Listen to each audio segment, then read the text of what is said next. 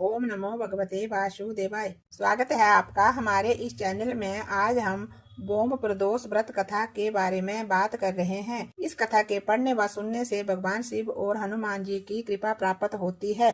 हर माह के शुक्ल और कृष्ण पक्ष की त्रयोदशी तिथि को प्रदोष तिथि का व्रत किया जाता है। प्रदोष तिथि जब मंगलवार को आती है तो उसे बोम प्रदोष व्रत के नाम से जाना जाता है।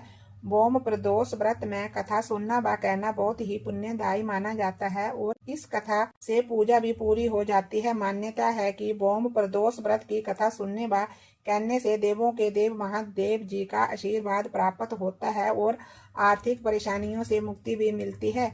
आइए जानते हैं बोम प्रदोष व्रत की कथा के बारे में। बोम प्रदोष व्रत कथा। सूत जी बोले, अब मैं मंगल त्रयोदशी प्रदोष व्रत का विधि विधान कहता हूँ। मंगलवार का दिन व्याधियों का नाशक है। इस व्रत में एक समय प्रति को गेहूं और गुड़ का भोजन करना चाहिए। इस व्रत के करने से मनुष्य सभी पापों व रोगों से मुक्त हो जाता है। इसमें किसी भी प्रकार का संशय नहीं है। अब मैं आपको उस बुढ़िया की कथा सुनाता हूँ जिसने ये व्रत किया वह मोक्ष को प्राप्त हुई। प्राचीन काल की घटना है। एक नगर में एक बुढ़िया रहती थी। उसके मंगलिया नाम का एक पुत्र था। वृद्धा को हनुमान जी पर बड़ी श्रद्धा थी। वह प्रत्येक मंगलवार को हनुमान जी का व्रत रख करके यथाविधि उनको भोग लगाया करती थी। इसके अलावा मंगलवार को एक तो ना वो घर लिपती और ना ही मिट्टी खोदती थी।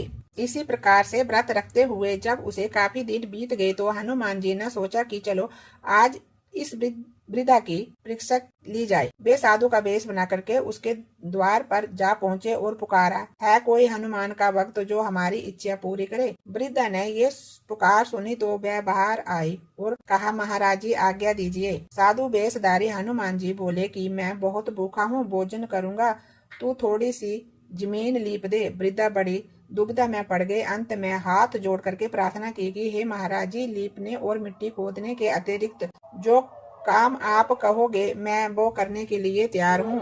साधु ने 3 बार परीक्षा करने के बाद कहा, ओदा लटका करके उसकी पीठ पर आग जला करके भोजन बनाऊंगा। तू अपने बेटे को बुला, मैं उसे वचन हार चुकी थी। वृद्धा ने सुना तो उसके पैरों के तले की जमीन खिसक गई, मगर वह उसने मंगलिया को पुकार कर साधु महाराज के हवाले कर दिया। उन्होंने वृद्धा के हाथों से ही मंगलिया को ओदा लिटाकर उसकी पीठ पर आग जलवाई, मगर साधु ऐसे ही मानने वाले नया थे। आग जला करके दुखी मन से वृद्धा अपने घर के अंदर चली गई। भोजन बनाने के बाद साधु ने वृद्धा को बुलाया और कहा कि मंगलिया को भी आवाज लगा करके बुला ले ताकि वो भी भोजन कर ले। वृद्धा आंखों में आंसू भर करके कहने लगी कि अब उसका नाम लेकर के मेरे हृदय को और ना दुखाओ। लेकिन वो वृद्धा को भोजन के लिए मंगलिया को पुकारना ही पड़ा। साधु महाराज ना माने। पुकारने की थोड़ी ही देर बाद मंगलिया बाहर से हंसता हुआ घर के अंदर आ गया। मंगलिया को जीता जागता देखकर वृद्धा को वह साधु महाराज के चरणों में सुखद आश्चर्य हुआ, गिर पड़ी। साधु महाराज ने उसे अपने असली रूप में दर्शन दिए।